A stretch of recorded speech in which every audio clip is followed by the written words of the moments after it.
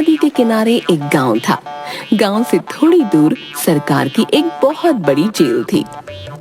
इस जेल के 10 गेट थे। अलग अलग सेल में अपराधियों को उनके अपराध और सजा के अनुसार बंद किया गया था।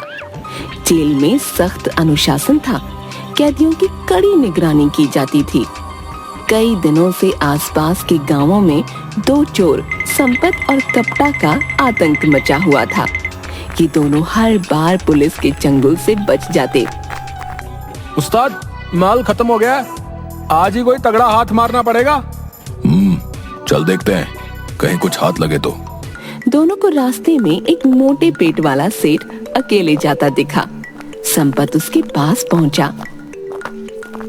अरे सेठ, जरा सुनो तो। सेठ नहीं सुनता। संपत ने सेठ के बिल्कुल पास जाकर, सेठ कहाँ जा रहे हो, जरा सुनो तो। भाई मैं बहुत जल्दी में हूँ, फटाफट कहो क्या कहना है। तुम्हारे पास कोई कीमती सामान या रुपए तो नहीं है ना? कौन हो तुम? हैं? मुझसे क्यों पूछ रहे हो और मैं तुम्हें क्यों बताऊं? अरे रे सेठ, बुरा मत मानो। बात यह है कि थोड़ा आगे एक चोर ताक में खड़ा है। उसके पास बंदूक भी है। मुझे तो उसने पूरा लूट लिया। रुपए, घड़ी, अंगूठी सब ले गया। मैं तो बस तुम्हारी भलाई के लिए कह रहा था। अच्छा, तो मैं वापस चला जाता हूँ। तभी सामने से कपटा आता हुआ दिखाई दिया। कोई फायदा नहीं, वो इधर ही आ रहा है। अब क्या करूँ? पता नहीं, मुझे तो लूट चुका है। फिर भी डर लगता है कहीं जान से न मार दे। मैं यहाँ से भाग रहा हूँ, तुम भी भागो और अपनी जान बचाओ। सेठ भागने की कोशिश करता है पर 2 कदम से आगे नहीं भाग पाता। ए भाई, जरा रुको, मेरी मदद करो वरना ये मुझे मार डालेगा। अब ऐसा करो, तुम अपना कीमती सामान मुझे दे दो। सेठ अपनी चेन, अंगूठी, घड़ी उतार कर संपत को देता है। ये मुझे पहले लूट चुका है, इसलिए मुझ पर दोबारा शक नहीं करेगा। और मैं तुम्हारा सामान लेकर दूसरी ओर जो पानी की एक टंकी है, भागकर वहीं जा रहा हूँ और छिपकर तुम्हारा इंतजार करूंगा। इसके जाने के बाद तुम वहीं आ जाना। सेठ हाँ में सिर हिलाता है, फिर अपनी जेब से नोटों से भरा बटुआ निकालकर उसे देता है। ये भी लेते जाओ। संपत सब लेकर दूसरी ओर भाग गया। सामने से कपटा चाकू घुमाता हुआ सेठ के पास से चलते हुए चुपचाप गुजर गया। शुक्र है इसे मुझ पर कोई शक नहीं हुआ। सेठ पानी की टंकी ढूंढता है पर वो नहीं मिलती। अब यहाँ पानी की टंकी कहाँ है? अरे भैया, यहाँ दूर दूर तक कोई पानी की टंकी नहीं है। सेठ अपना सिर पकड़ लेता है। संपत और कपटा माल देखकर बहुत खुश होते हैं। अगले दिन आज कोई और माल हाथ लग जाए तो मजा आ जाए। थोड़ी दूर सड़क के किनारे एक स्कूटर खड़ा था, जिसे देखकर कपटा चिल्लाया। उस्ताद, यहाँ आपने कहा, वहाँ ऊपर वाले ने सुन ली उस्ताद। वो देखो स्कूटर, उसके आसपास कोई दिख नहीं रहा। दोनों भागकर स्कूटर के पास जाते हैं। कपटा पहले और संपत उसके पीछे पहुंचा। क्या उस्ताद, हैं? मोटिया गए हो? थोड़ी दौड़ने की प्रैक्टिस करनी पड़ेगी। ओ, ज्यादा बातें मत बना, चल स्कूटर उठा। कपटा स्कूटर पर बैठकर उसे चलाने की कोशिश करता है पर वो नहीं चलता। अरे क्या हुआ, एक स्कूटर भी नहीं चला सकता है और चोर बना घूम रहा है। इसमें ताला लगा हुआ है उस्ताद। कहकर वो अपनी जेब से एक पिन निकालकर ताला खोलने की भी कोशिश करता है। अबे जल्दी कर, कोई आ ना जाए। उस्ताद, ये हीरो ताला है, हीरो ताला। हाँ, ऐसे नहीं खुलेगा। अबे हीरो हो या जीरो, सब खुलेगा। चल हट, मैं खोलता हूँ। संपत एक बार में ही पिन से ताला खोल देता है, फिर अपनी कॉलर ऊपर करके बाल ठीक करता है। वाह उस्ताद वाह, मान गए। संपत और कपटा ने जैसे ही स्कूटर पर बैठकर उसे स्टार्ट किया, पहले से छिपे हुए सिपाही आ गए। उन्हें देखकर वे दोनों भागने लगे। कपटा तेजी से भाग गया पर संपत पकड़ा गया। कपटा ने पीछे मुड़कर देखा। उस्ताद को तो पुलिस ने पकड़ लिया है, मैं उन्हें ऐसे छोड़कर नहीं भाग सकता। सोचकर वो वहीं रुक गया और सिपाहियों ने उसे भी पकड़ लिया। वो दोनों को मारते हुए थाने ले गए। अरे पकड़े गए ना बच्चे, हैं? क्या सोच रखा था, कभी पकड़ में नहीं आओगे? अभी मरम्मत भी होगी और कल अदालत में पेशी के बाद सजा भी मिलेगी, समझे? अगले दिन सिपाही दोनों को बड़ी जेल लेकर गए। ये दोनों नामी चोर हैं, इन्हें 2 वर्ष कैद की सजा मिली है। इन दोनों को 7 नंबर सेल में ले जाओ।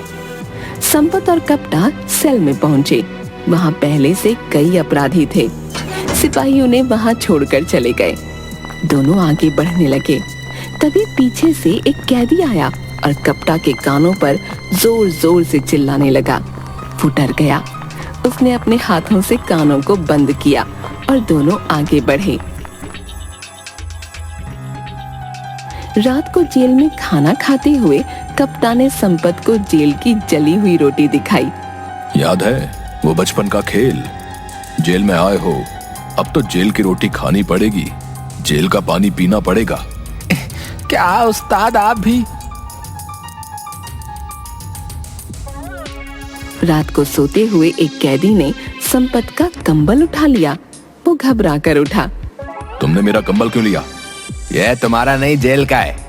तुम क्या इसे अपने घर से लेके आए हो, हैं? इसे मैंने उठाया था, चुपचाप वापस करो। अब ये मेरा है, मैं नहीं दूंगा। देखता हूँ क्या करता है। संपत उसे मारने के लिए आगे बढ़ता है। तभी एक बूढ़ा कैदी आकर बोलता है, कोई नहीं लड़ेगा, समझे? और क्या आधी रात को चिक लगा रखी है भाई, हैं? सबकी नींद खराब कर दी। तुम दोनों चुपचाप जाकर सो जाओ, वरना देखना। हाँ। दोनों चुपचाप अपनी अपनी जगह पर चले गए। संपत बैठा ही था कि धरती जोर जोर से हिलने लगी। बाहर सामान गिरने की आवाजें आने लगीं। पास में सोया हुआ कपटा घबरा कर उठ गया। भूकंप, भूकंप! क्या हुआ उस्ताद, क्या हुआ? धरती फिर से जोर से हिलने लगी। तेज भूकंप! इसी तरह फिर से भूकंप के झटके आए और बारिश होने लगी। सभी लोग घबराकर अपनी अपनी जगह पर बैठ गए। सुबह मौसम साफ होने पर एक सिपाही जेलर के पास आकर बोला, सर, ऑर्डर आया है कि कल रात भूकंप से बहुत जानमाल का नुकसान हुआ है। कई घर और सड़कें ढह गई हैं, रास्ते बंद हो गए हैं, तो तत्काल राहत कार्य के लिए जेल के कैदियों को लगाना होगा। मामला गंभीर है, कभी सोचा नहीं था ऐसा भी होगा। ऐसा करो, गंभीर अपराधियों को छोड़कर बाकी सबको कड़ी निगरानी में राहत कार्य में लगा दो। जी सर। तुम सब लोग यहाँ से निकलने के लिए जल्दी तैयार हो जाओ। कहाँ घुमाने ले जा रहे हो भाई? ओ काका, बुढ़ापे में पिकनिक जाना है? लगता है हमारे लिए जेल भी छोटी पड़ गई है। सब हंसने लगे। चुप रहो और ध्यान से सुनो, घुमाने नहीं, तुम्हारे पाप धोने के लिए ले जा रहे हैं। उस्ताद, जेल से बाहर जाने को मिल रहा है, भागने का अच्छा चांस है। हाँ, मौका मिलते ही निकल लेंगे। मैं तुझे इशारा करूंगा, समझ जाना। सभी कैदियों को एक जगह ले जाया गया। वहाँ कई घर ढह गए थे। चारों ओर मलबा ही मलबा था। सभी कैदी मलबा हटाने में लग गए। सिपाही उनकी निगरानी कर रहे थे। तभी अचानक मलबा हटाते हुए एक कैदी जोर से चिल्लाया, जल्दी आओ, जल्दी आओ! क्यों चिल्ला रहे हो? कोई भूत देख लिया क्या? इधर देखो, हाथ, हाथ! सभी लोग उस ओर चले गए। मौका देखकर संपत ने कपटा को हाथ से इशारा किया। दोनों सबकी नजरें बचाकर वहां से निकलने लगे। तभी एक सिपाही बोला, अरे ये तो जिंदा है। मलबे से जहाँ से कैदी ने मिट्टी हटाई, वहाँ किसी व्यक्ति की हथेली दिखाई दी। जब सिपाही ने नस देखी तो वो चल रही थी। अरे ये अभी तक जिंदा है, सब लोग जल्दी से मलबा हटाओ। ये बात सुनकर संपत रुककर मलबा हटाने लगा। उस व्यक्ति को निकालकर सबने शिविर कैंप में पहुंचाया।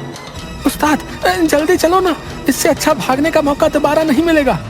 नहीं, तू जा, मेरा मन नहीं है। देख, अभी यहाँ हमारी जरूरत है।